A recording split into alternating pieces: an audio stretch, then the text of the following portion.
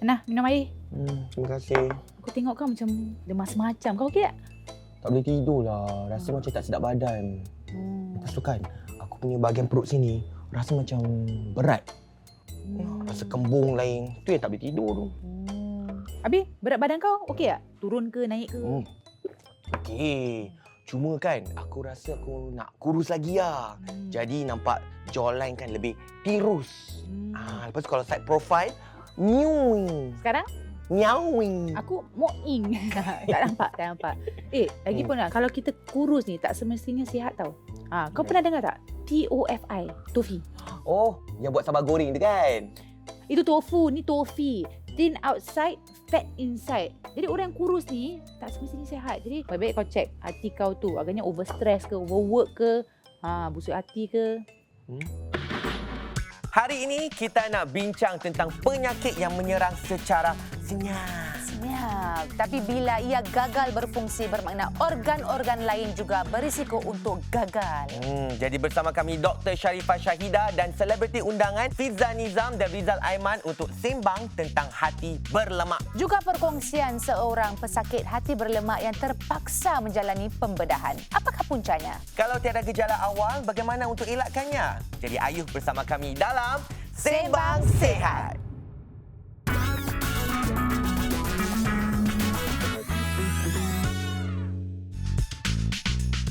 Hari ini kita akan menyentuh tentang penyakit hati berlemak atau fatty liver. Tahukah anda hati atau liver itu merupakan organ dalam tubuh yang paling banyak bekerja tanpa henti.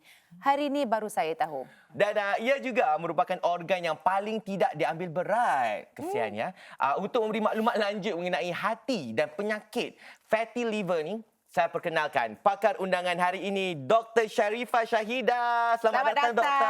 Terima kasih. Dan bersama kami juga ialah selebriti undangan Fiza Nizam dan juga Rizal Aiman. Selamat datang ke Sebat Sihat. Terima kasih. Okey, baik. Mari kita lihat gambar berikut untuk tafsirkan atau decode gejala yang dipaparkan. Jadi Fiza dan Rizal akan diberi peluang untuk mengajukan soalan kepada Dr. Sharifah supaya lebih memahamilah tentang penyakit ini. Seorang lelaki menerima keputusan saringan kesihatan yang membimbangkan.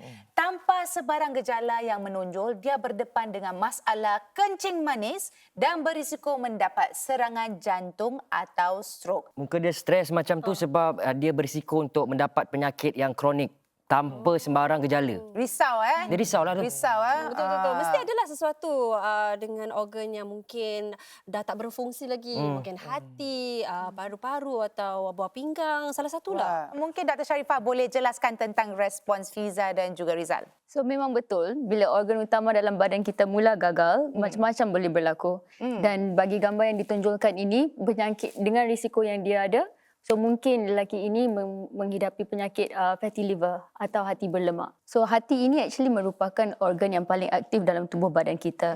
So dia adalah macam kilang utama memproseskan makanan kita, khasiat daripada makanan, ubat-ubat yang kita ambil dan sebagainya. Ia juga macam simpanan, storage untuk gula, untuk lemak dan sebagainya juga. So ada banyak beratusan fungsi hati ini. Apakah itu fatty liver dan bagaimana hati ni boleh mengumpul lemak hingga jadi sebegitu? Dan masalah fatty liver ini terjadi apabila lemak secara berlebihan dia mengumpul mengelilingi organ hati kita. Memang kita semua ada lemak dalam hati. Mengelilingi organ-organ kita itu biasa. Tapi kalau dia secara berlebihan, dia menjejas fungsi organ kita, itu yang boleh membawa kepada penyakit-penyakit kronik. Apakah punca hati berlemak ni sebenarnya? Punca hati berlemak ni ada berbagai juga. Kadang-kadang daripada pengambilan makanan kami yang tidak seimbang. Kadar gula yang tinggi, yang gula halus, the refined sugar. Sebab kadang-kadang buah-buahan pun ada gula kan? Betul. Tapi ini gula yang bagus, yang natural untuk badan kita. Tapi kalau gula halus, gula proses itu yang tak bagus. Mereka yang berpenyakit darah tinggi, kolesterol, kencing manis juga seperti lelaki ini kan? Doktor boleh tak jelaskan sedikit tentang visceral atau lemak visceral? So lemak visceral ni adalah lemak yang mengelilingi organ kita seperti jantung kita, usus dan hati kita. So ini lemak visceral ni lain daripada lemak subcutaneous di bawah kulit kita. Sebab lemak visceral ni juga lebih berbahaya sebab dia very metabolically active. Maknanya dia mengeluarkan hormon-hormon dan substance. Selalunya sel-sel lemak ni dia fungsinya adalah untuk energy storage. So untuk just mengumpulkan tenaga. Bila badan kita perlu, baru dia akan mengeluarkan ni tenaga. Tapi lemak visceral ni bila-bila saja dia akan keluarkan substance-substance keradangan. So keradangan atau inflammation. So ini yang menyebabkan penyakit-penyakit kronik. Saya ada banyak kawan, ramai kawan saya. Salah satu kawan saya tanya, kan, kalau Bukan rasa Kita ketidakselesaan, dengar soalannya dulu, Doktor. Okey, silakan. kalau rasa ketidakselesaan pada bahagian kanan atas perut tu, Ya. itu lemak visceral ke macam mana? Atau macam mana tu? Kalau kita rasa sering rasa perut kembung, kerap buang angin dan sakit di sini kan? Sini. Di sini. So kadang-kadang secara tidak langsung dia boleh dikaitkan dengan lain-lain penyakit. Tak semestinya lemak visceral saja. So ada fungsi-fungsi lain seperti kalau indigestion, ulu hati, kalau ada rasa sakit di sini selepas makan makanan yang berlemak, kadang-kadang boleh masalah gallstones atau batu hempedu. Jadi untuk orang yang kurus, yang sihat, masih boleh ada hati berlemak? Yes, orang yang nampak kurus kan di luar seperti saya juga halus. Tapi kita juga boleh menghidapi fatty liver. Sebab disebabkan lemak visceral, kan tadi kita bincang tentang lemak visceral. So ini adalah kewujudan istilah TOFI. So thin outside, fat inside. So TOFI ni ialah bila orang kelihatan kurus di luar tapi di dalam mereka ada lemak-lemak tersembunyi yang mengelilingi organ mereka dan kita tidak tahu. Punca utama adalah kegemukan atau gangguan metabolik, penyakit kencing manis yang seperti mana orang tadi mungkin didapati kan? Ya, dan juga pemakanan yang tidak seimbang. Okey. So actually salah satu nama untuk fatty liver adalah gangguan metabolik juga. So MASLD. Tapi nama dia panjang sangatlah so saya takkan cakap. Tapi MASLD lah, doktor akan refer to it. Tapi doktor, apa kaitan penyakit kencing manis ni dengan nasi lemak? Nasi lemak. Ada orang makan je ni. kaitan. Hati berlemak. Actually kencing manis dengan hati berlemak ni dia ada hubungan dua hala. So mereka yang mempunyai kencing manis ada risiko lebih tinggi untuk mendapat hati berlemak dan sebaliknya juga orang yang berhati lemak mereka juga ada risiko lama kelamaan untuk mendapati penyakit kencing manis walaupun mereka jaga pemakanan, kurang nasi, kurang gula, mereka buat senaman tapi disebabkan punca utama fatty liver ni adalah dari asasnya lah, tahap asas adalah keradangan kronik atau chronic inflammation. So masalah daripada keradangan kronik ni pula kita boleh menyebabkan rintangan insulin resistance. Kondisi di mana badan kita walaupun dia keluarkan insulin untuk turunkan glukos dalam darah kita, dia tidak kadang-kadang dia tidak mencukupi atau kadang-kadang fungsinya dia tidak dapat berlaku secara efektif. Apabila hati kita sentiasa mengalami keradangan ini untuk memulihkan tubuh badan kita sebab keradangan ini important untuk badan kita pulih diri sendiri. Tapi kalau secara berpanjangan dan ini boleh menyebabkan keradangan kronik, di situlah penyakit kronik lain yang boleh menimbul. Okey doktor, sebelum apa saya minta maaf dulu. Sebab saya masih confused lagi doktor. Sebelum apa-apa, saya pun nak minta maaf juga. Sebab sebentar nanti kita akan ketahuilah apakah langkah yang boleh diambil untuk mencegahnya. Kita juga akan mendengar keluhan seorang pesakit hati berlemak yang terpaksa jalani pembedahan. Semuanya nanti dalam Sembang Sihat.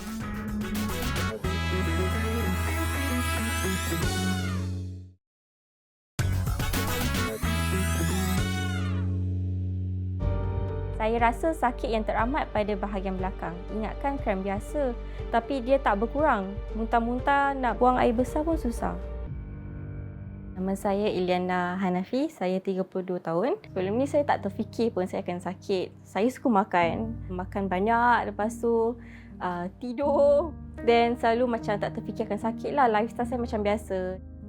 Sehinggalah satu hari saya demam very high fever dan lepas tu saya pergi A&E lah. Doktor bilang yang saya punya liver bengkak. Kita pergi scan kan and after that then diorang dapat sahkan yang saya ada fatty liver lah. Pada mula diorang buat CT scan, diorang nampak ada batu karang kat dalam hempedu. Doktor mendapati ada 9 biji batu karang sebesar biji gigi. Jadi diorang cakap itu yang datangnya sakit daripada batu tu. Saya perlu buat operasi mengeluarkan batu tersebut. Rasa terkejut macam selama ni saya suka makan fatty food kan. Jadi tak terfikir akan sakit fatty liver pasal selama ni nampak macam okey, macam sihat, berat badan semua okey. Saya perlu tukar gaya hidup saya, cara pemakanan saya, nak kena selalu exercise, nak kena selalu instillkan healthy lifestyle lah kat dalam hidup saya. Keluarga saya dengan kawan saya very supportive. Jadi mak saya banyak bantu saya untuk masak makanan yang sihat. Jadi bila saya keluar dengan family saya, kawan saya, they will bring me to places yang healthy lah. Motivation saya untuk teruskan hidup, untuk be healthy is my children lah, anak saya. Nasihat saya kepada siapa yang mengalami simptom-simptom yang sama, mereka perlu pergi lakukan pemeriksaan awal. Jadi kalau nak makan pun nak kena jaga pemakanan, nak kena makan pada-pada dan berjaga-jagalah. Kita boleh makan tapi kena be careful with what we eat lah. Mungkin doktor boleh jelaskan berapa dekat hempedu dengan hati ni sebenarnya? Okey, so kalau kita lihat di gambar hempedu kita yang warna hijau dengan merah-merah sikit dengan batu karang tu kan. So dia terletak di bawah hati kita. So jarak mereka sangat dekat sekali. Dan fatty liver ini tidak akan menunjukkan sebarang tanda. Tapi bila hempedu kita terjejas dengan batu karang, dengan keradangan, ini di mana seperti tadi Iliana katakan, dia rasa sakit, dia rasa muntah-muntah, demam tinggi. Yang itu juga gejala-gejala untuk batu karang atau penyakit hempedu. So tapi fatty liver, penyakit batu karang ni pun kadang-kadang ada kaitan juga dengan sebab ni semua kan keradangan kronik kan. So ia juga ada kaitan dengan penyakit kencing manis, gangguan metabolik dan sebagainya. Amaran hati yang membengkak boleh mengundang fibrosis dan juga sirosis. Jadi doktor, apakah perbezaan fibrosis dan sirosis ni? So fibrosis ialah pembentukan tisu yang pada tisu parut pada tahap awal. So kalau kita lihat di gambar hati fibrosis ialah yang nombor 3, di mana sel-sel hati kita dia digantikan dengan parut yang kekal. Seperti mana macam kita jatuh kadang-kadang ada kat kulit ada parut kan. Betul. So itu juga sama yang terjadi kepada hati kita. Okey. So lama kelamaan secara berterusan kalau ini keradangan atau kecederaan hati dibiarkan dan ini boleh membawa kepada fibrosis. Dan lama kelamaan pula bila parut tisu ni makin menebal, makin berkumpul, dia akan menjejas fungsi hati kita. So di mana sirosis pula adalah tahap yang paling lanjut. Pada fasa ini badan kita tidak boleh pulih kembali, hati kita tidak boleh regenerate lagi dan ini menimbulkan masalah serius seperti kegagalan hati, liver failure ataupun pendarahan. Dan ini juga boleh menjadi pencetus utama untuk berlakunya bara hati. Dari sirosis tu. Dari hati berlemak boleh bertukar menjadi bara.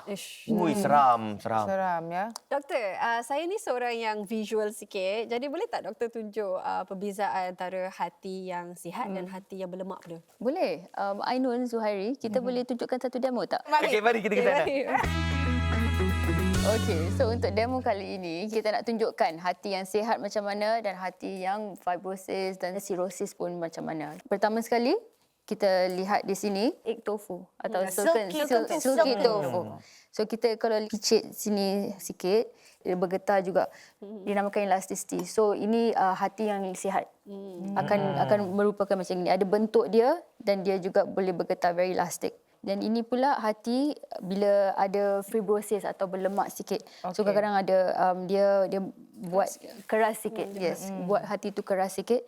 So bila kita picit sikit, dia tak bergegar seperti yang ini kan. Tapi bergegar sikit juga tapi dia macam ada kekerasan di luar. Jalan dekat situ. Ya, so ada macam pejal sikit juga. Very solid.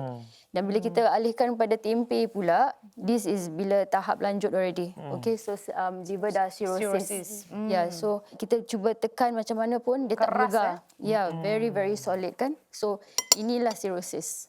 Wah, sekarang baru kita boleh bayangkan seperti mana yang tadi Fiza cakap, dia orang yang visual kan. Sekarang kita boleh visualize apa yang di dalam hati kita. Dan mengapa tahap sirosis doktor? Pesakit dah tak boleh lakukan apa-apa lagi untuk pulihkan hati kita. Dalam peringkat awal tu, bila hati masih berlemak atau ada mempunyai keradangan sikit, kita ia boleh tumbuh semula sebab ada liver ada regeneration properties juga. Dia boleh memperbaiki Secara semula jadi.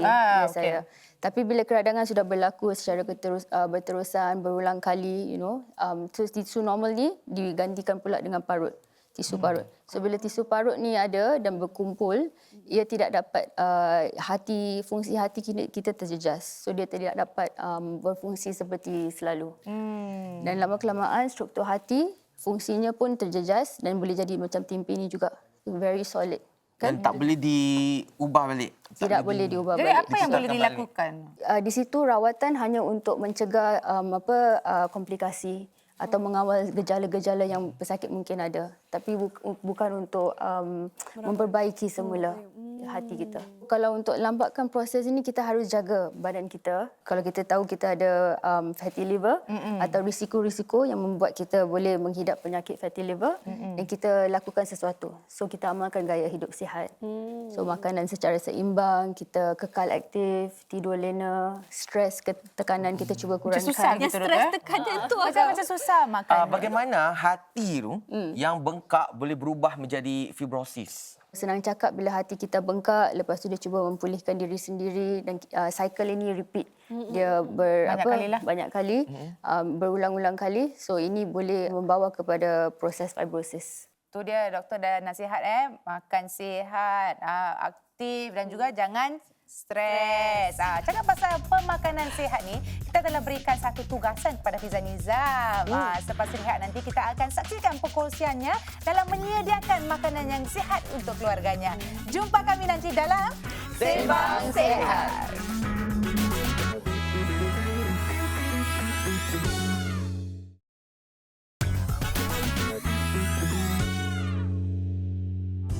Saya Fiza Nizam dan saya telah dicabar untuk siapkan hidangan makan malam yang mengandungi 3 jenis sayuran yang berwarna-warni. Mari kita mulakan. Kalau dulu saya hanya gunakan lobak merah dan juga brokoli, kali ini kita tambah lagi satu bahan iaitu jagung muda pula. Saya rasa penting sangat untuk kita lebihkan sayuran dalam masakan kita kerana ia dapat membantu kita daripada makan makanan yang bergula dan juga berlemak ni kan. Dan ia dapat lebihkan lagi zat serat yang dapat mengimbangi kadar gula dalam darah kita. Selain dari itu, tak salah Fiza, sayuran ni mengandungi antioksidan yang dapat kurangkan keradangan hati. Dan yang paling penting sekali, ia dapat mengawal berat badan kita dan itu sangat penting untuk hati yang sihat. Wah. Berwarna-warni. Macam profesional betul, gitu sihat ya. Sangat berkhasiat. Jadi Fiza, berapa kerap anda masak hidangan sihat untuk keluarga ni? Okey, sejujurnya baru-baru ni Fiza lebih khawatir tentang pemakanan anak-anak Fiza, especially yang nombor 2, Shibli, sebab dia banyak tak nak makan tau. Jadi yang Fiza tahu dia makan brokoli dan juga carrot. Jadi sekarang Fiza lebihkan lagi lah hidangan-hidangan yang ada lebih sayuran. Macam tadi pula kita gunakan jagung muda kan. So itu adalah salah satu bahan yang barulah untuk dia. Dan saya harapkan nanti as weeks pass, kita akan lebihkan lagi lah hidangan-hidangan seperti ini. Ya, Shibli makan sayur ya Shibli. Jadi doktor, macam mana adakah kita patut ikut langkah Fiza? Fiza punya steps are very good. So you kenal apa yang your anak suka, apa kegemaran makanan dari segi makanan yang sihat. Dan kita cuba tambahkan juga. Kita lebihkan apa yang kita boleh makan. Macam mana kita boleh tambah lagi khasiat dalam pinggan kita.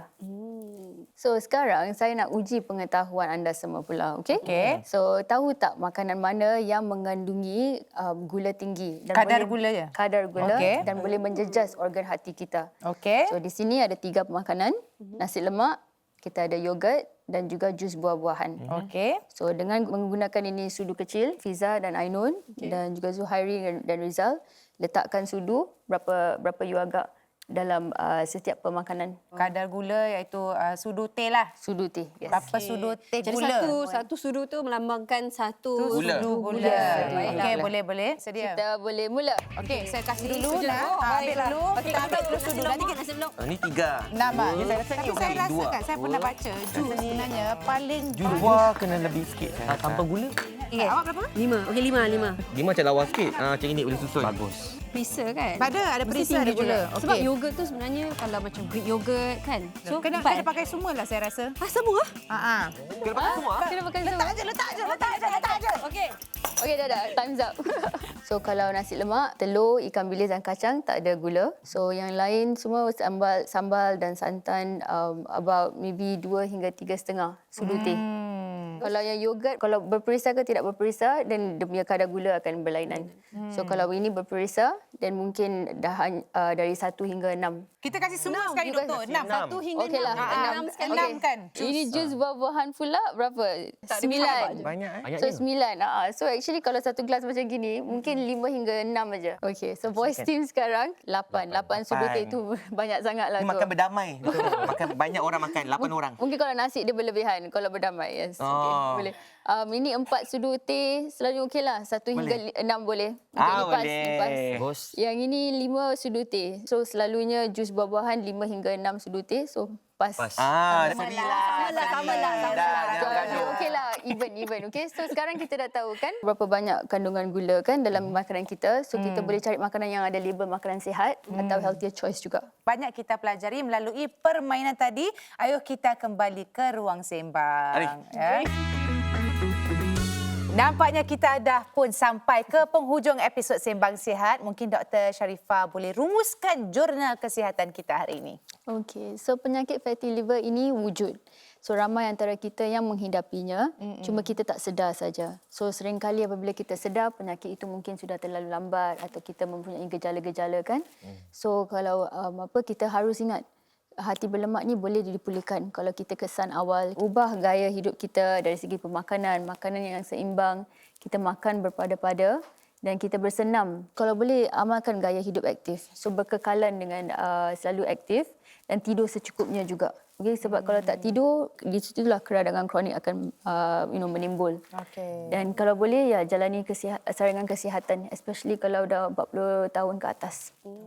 Betul. Jadi kita kena jaga hati kita ya. Dan ini kami ingin ucapkan terima kasih kepada Dr. Sharifah Shahida kerana banyak berkongsi maklumat yang berguna pada hari ini. Terima kasih. Betul. Dan juga terima kasih kepada Riza Aiman dan juga Fiza Nizam kerana perkongsian mereka. Semoga kita semua mendapat manfaat daripadanya. Jadi jangan lepaskan peluang untuk bersama kami pada minggu hadapan dalam Sembang Sihat.